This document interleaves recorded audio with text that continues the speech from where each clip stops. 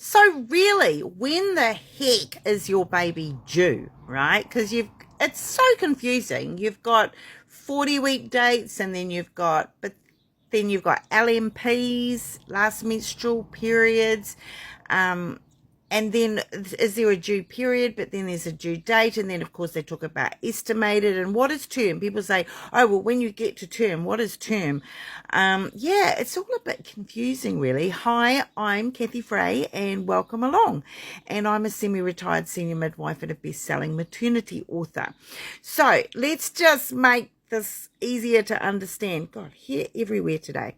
Okay, so the system of calculating the estimated due date is a very old system. So hundreds of years old. And it really goes back to the 1800s, maybe even 1700s, when obstetricians first started to get involved.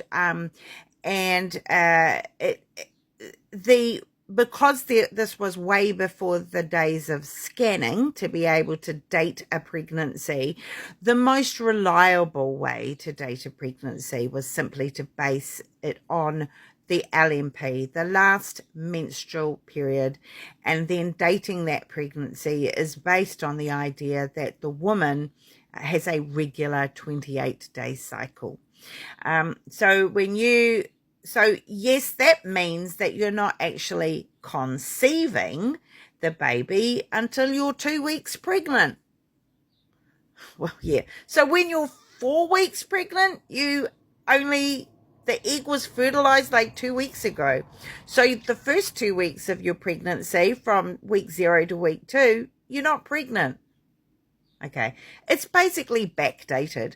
So that's why it gets confusing that we talk about a pregnancy being 40 weeks long, which sort of sounds like 10 months, but then everyone talks about a human pregnancy being 9 months.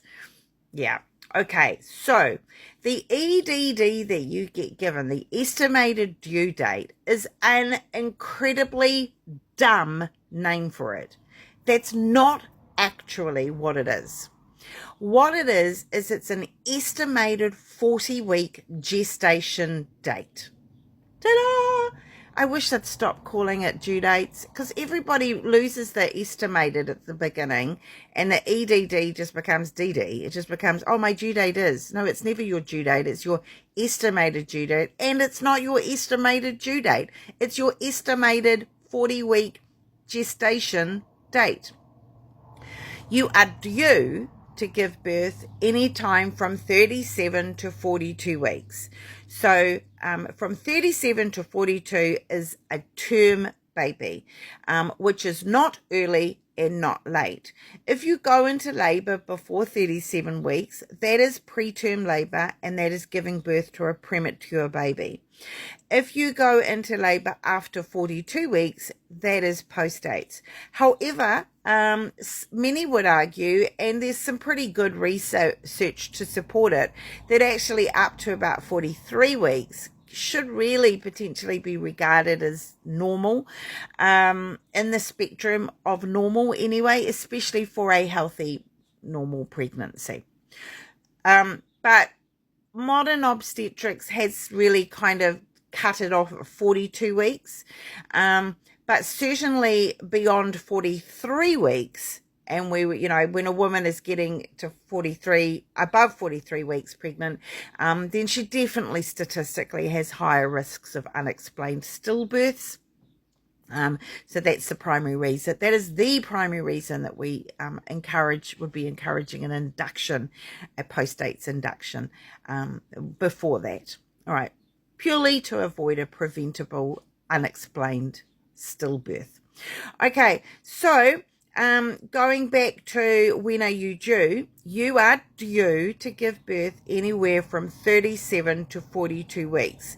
Now, when you're planning your maternity leave and things like that, don't be thinking that your due date is what you've been given as a estimated due date. It's not. It's an estimated 40-week gestation date. It's an estimated educated guess on when you'll be 40 weeks gestation, and it's normal to give birth from 37 to 42 weeks. So if you want to give up work a month before you're due to be cooked with a term baby, well, that means, of course, stopping work at around 32 weeks, because then it gives you from 37 to 35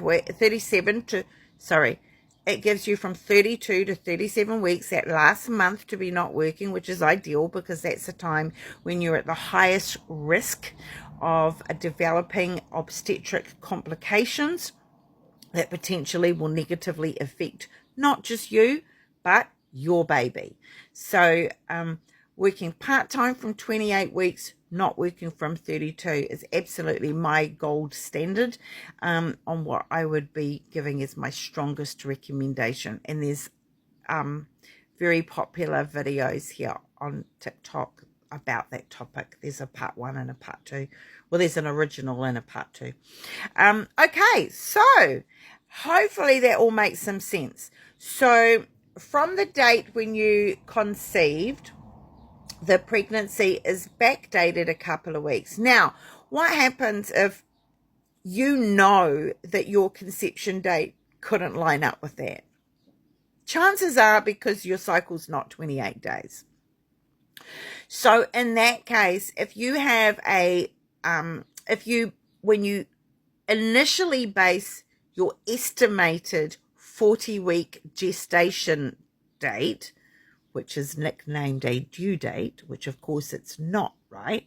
But when you enter that information in and it pops up a particular date, and then you may go and have a dating scan or an early scan done to confirm the pregnancy is viable, and that means by the point at which the embryo is large enough to be able to see a beating heart, which is typically 7 weeks, something like that. So that oftentimes will change the date or conflict with the LMP based date. And that's because the LMP, the last menstrual period, was a really rough estimate on when you would have conceived. And also bear in mind that the days that you have sexual intercourse doesn't necessarily correlate with the date when the egg fertilized. Sperm can live for several days. So if you have a scan, an early first trimester scan that gives you a slightly different date than calculating it based on your LMP, then if that date potentially correlates with an cooey of having sex particularly, then that is the more accurate date to take rather than using the LMP.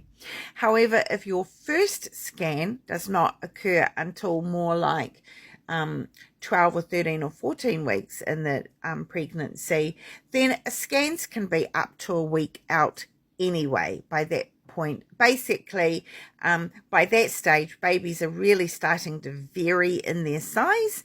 So estimating your gestation or your estimated 40-week date, your EDD, doing that by scan by about 12 or 13 weeks will be up to a whole plus minus 7 days anyway. Okay, so hopefully that all makes sense, and welcome to the journey of the weird and wonderful things of maternity healthcare and how it all works. So you're welcome to also go online to kathyfray.com, and if you click across to the tab on the far right that says free resources, there's loads of information in there, and also my premium prenatal education program, which is incredible value for money, is available at www.motherwise.app.